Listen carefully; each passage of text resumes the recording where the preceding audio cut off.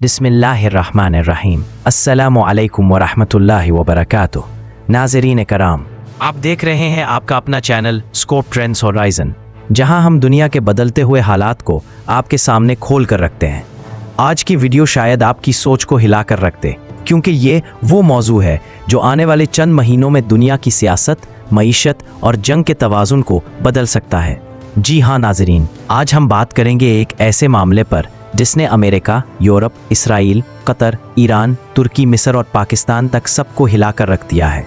ये सिर्फ एक सियासी बहस नहीं, बल्कि एक ऐसी हकीकत है जो अगर अमली जामा पहन गई तो आने वाले दिनों में एक नई इस्लामिक नेटो फौज जन्म ले सकती है, और अगर ये ना बनी तो यकीन मानिए खेल ख़त्म, सब कुछ बिखर जाएगा। नाज़रीन, सबसे पहले पस मंज़र समझ लीजिए।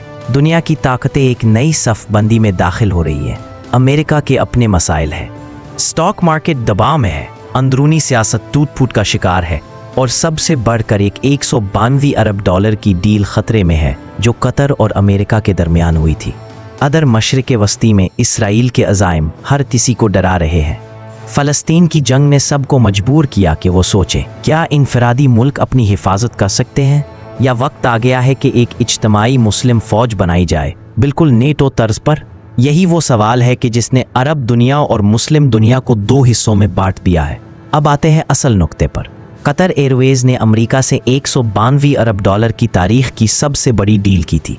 ये डील 200 जदीद तरीन बोइंग तैयारों की खरीदारी पर मुश्तमिल थी, जिनमें ड्रीमलाइनर 787 और 777X जैसे तैयारे शामिल हैं। ये डील सिर्फ कागज़ पर आदादो शुमार नहीं थी, बल्कि अमेरिका के अंदर 4 लाख नौकरियां पैदा करने वाली थी। जी हाँ, 4 लाख।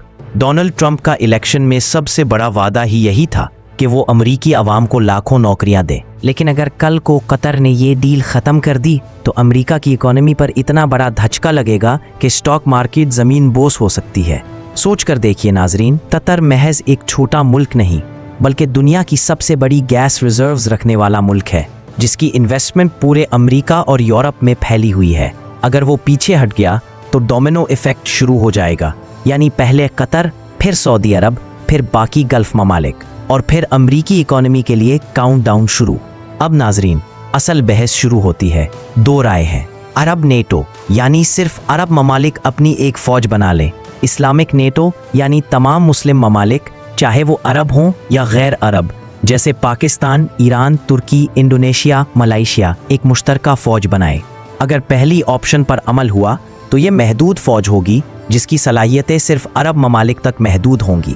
लेकिन अगर दूसरी ऑप्शन पर अमल हुआ तो सोच कर देखिए, दुनिया की सबसे बड़ी मुत्तहिदा फ़ौज वजूद में आ सकती है, जो अमेरिका और नेटो से भी बड़ी होगी। अब नाज़रीन, आइए एक लम्हे के लिए तसव्वुर करें, अगर इसराइल ने फ़लस्तीन पर हमला बढ़ाया और इस्लामी नेटो बन चुकी हो, तो इसका मतलब है पूरे के पूरे मुस्लिम ममालिक इसराइल के ख़िलाफ़ जंग में उतरेंगे। अगर शाम पर हमला हुआ तो पाकिस्तान, तुर्की, ईरान, मिस्र सब फौजी तौर पर मैदान में होंगे। अगर ईरान पर जंग मुसल्लत की गई तो ये सिर्फ ईरान की जंग नहीं होगी, बल्कि पूरी उम्मत की जंग होगी।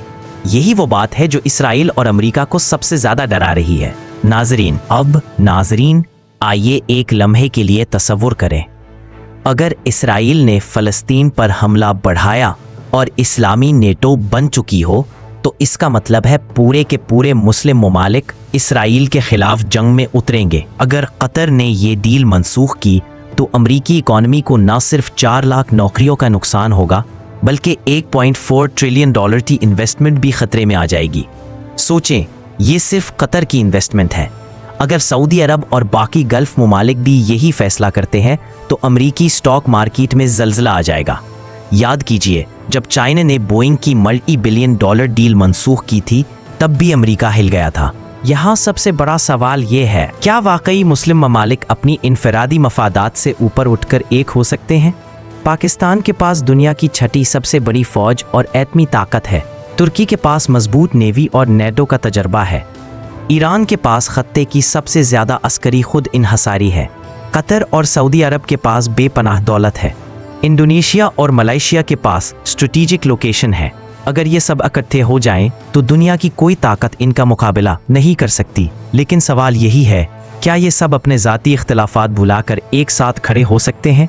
अब ज़रा इसराइल का रद्द अमल देखिए। इसराइली वज़ीर आज़म नेतान्याहू ने वाज़ेह कह दिया है, हम जहां चाहेंगे जब चाहेंगे हमास के लीडर्स को मारेंगे, चाहे वो कतर में हो, तुर्की में हो या कहीं और। यानी साफ ऐलान है कि इसराइल किसी भी इस्लामी मुल्क के अंदर दाखिल हो सकता है और वहां कार्रवाई करेगा। अब सवाल यह है, अगर इस्लामी नेटो वजूद में आ चुकी हो तो क्या इसराइल ये जुर्रत कर सकेगा, या फिर ये वो लम्हा होगा जब दुनिया पहली बार देखेगी कि उम्मत वाकई एक है।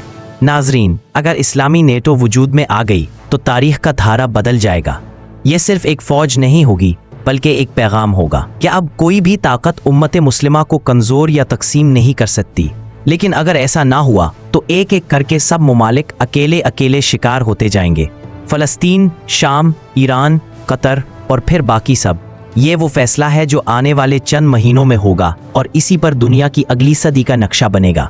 नाजरीन कराम, ये थी आज की तफसीली रिपोर्ट। अब सवाल आपके सामने है, क्या आप समझते हैं कि इस्लामी ममालिक को एक नेटो स्टाइल इस्लामिक आर्मी बनानी चाहिए, या ये महज एक ख्वाब है जो कभी पूरा नहीं होगा? अपनी कीमती राय कमेंट्स में ज़रूर दीजिए।